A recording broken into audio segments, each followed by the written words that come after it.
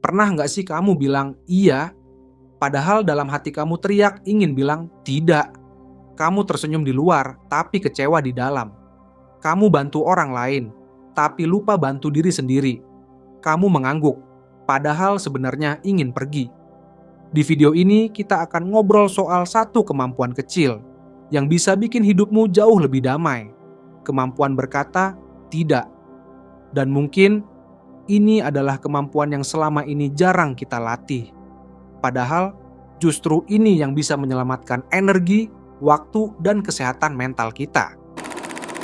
Kenapa susah banget bilang tidak? Banyak dari kita tumbuh dengan satu keyakinan tidak tertulis. Kalau kita bilang tidak, kita akan dicap egois, nggak sopan, atau bahkan menyakitkan. Kita jadi terbiasa menyenangkan orang lain. Kita takut mengecewakan, takut ditolak balik, takut kehilangan relasi, atau kita takut dianggap nggak baik. Dan semua itu ternyata bukan cuma masalah komunikasi. Kadang akarnya jauh lebih dalam. Ada yang dibesarkan dalam lingkungan yang mengajarkan bahwa anak baik itu nurut, bahwa menolak berarti melawan, bahwa menolak itu tidak sopan.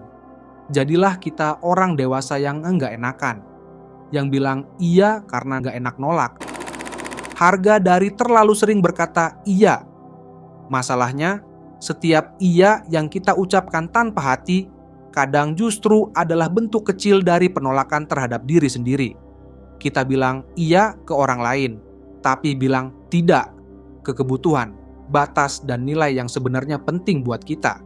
Dan dampaknya nggak kecil, nggak sepele, nggak gratis. Lama-lama kita kehilangan arah, bukan karena kita nggak punya tujuan, tapi karena kita terlalu sering belok mengikuti arah orang lain. Kita kehilangan waktu yang seharusnya bisa kita pakai untuk istirahat, belajar, berkarya, atau sekadar bernapas. Kita kehilangan energi karena terlalu sering dipakai untuk hal-hal yang sebenarnya bukan prioritas kita. Kita kehilangan kejelasan karena kebanyakan pilihan hidup kita diambil untuk orang lain, bukan untuk diri sendiri. Dan akhirnya kita lelah, tapi bukan lelah yang sehat. Kita burnout, tapi bingung penyebabnya. Kita marah, tapi nggak tahu ke siapa. Kita sedih, tapi nggak bisa jelaskan alasannya. Ada perasaan nggak dihargai yang makin lama makin besar. Padahal, kalau dipikir-pikir, kita sendiri yang dari awal nggak menetapkan batas. Kita sendiri yang membiarkan semua orang masuk dan mengambil ruang. Dan orang-orang di sekitar pelan-pelan belajar kalau kita akan selalu bilang iya. Bahwa kita fleksibel, bahwa kita selalu ada, selalu mau, selalu setuju.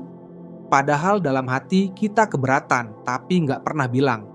Lalu suatu hari kita duduk sendirian dan ngerasa asing. Asing dengan pilihan-pilihan kita, asing dengan lingkungan kita, dan bahkan asing dengan diri sendiri. Karena terlalu sering menyesuaikan, kita lupa seperti apa rasanya menjadi diri sendiri. Belajar berkata tidak tanpa rasa bersalah. Tapi kabar baiknya adalah berkata tidak itu bukan bakat, tapi keterampilan. Artinya bisa dilatih, bisa dibiasakan, dan bisa dibangun pelan-pelan. Dan yang lebih melegakan lagi, belajar berkata tidak. Nggak harus jadi orang yang keras, tegas berlebihan, atau konfrontatif. Kita bisa tetap jadi pribadi yang hangat, penuh empati, dan tetap punya batas yang sehat. Latihannya bisa dimulai dari hal-hal kecil. Misalnya, saat ada ajakan nongkrong yang kamu tahu bakal bikin kamu capek dan kehilangan waktu produktif, belajar bilang, sepertinya aku skip dulu ya, butuh recharge hari ini. Atau saat ada teman yang minta bantuan, tapi kamu sendiri sedang kewalahan, kamu bisa bilang, aku pengen bantu, tapi saat ini aku lagi nggak punya kapasitas. Bisa kita cari waktu lain? Bilang tidak, bukan berarti nggak peduli. Tapi berarti kamu mulai peduli juga pada dirimu sendiri.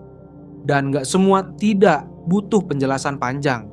Kamu punya hak untuk menjaga batas, tanpa harus merasa bersalah atau memberi alasan berlembar-lembar. Contoh kalimat sederhana tapi tetap empatik dan tegas. Maaf, aku belum bisa. Terima kasih sudah mengajak, tapi kali ini aku harus bilang tidak. Aku ngerti kamu lagi butuh, tapi aku nggak sanggup bantu sekarang. Kuncinya bukan di kata-katanya saja, tapi di keberanianmu untuk berdiri di pihak dirimu sendiri. Dan ya, rasa bersalah itu pasti datang. Itu wajar, karena kamu sedang mengubah pola. Kamu sedang membangun tembok pelindung yang dulu mungkin sering kamu hancurkan sendiri demi menjaga hubungan yang ternyata lebih sering menyakitimu. Ingat, rasa bersalah bukan tanda kamu salah, tapi tanda kamu sedang tumbuh. Tanda kamu sedang memilih versi dirimu yang lebih utuh. Berkata tidak bukan berarti menolak orang, bukan berarti memutus hubungan, tapi berarti kamu memilih jujur dan memilih menghargai dirimu sendiri sebelum semuanya terlambat.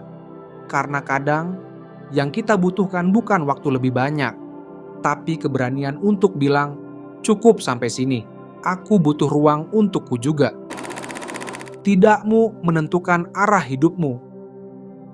Setiap kali kamu bilang tidak pada sesuatu yang enggak sesuai, sebenarnya kamu sedang bilang iya pada hal yang lebih penting.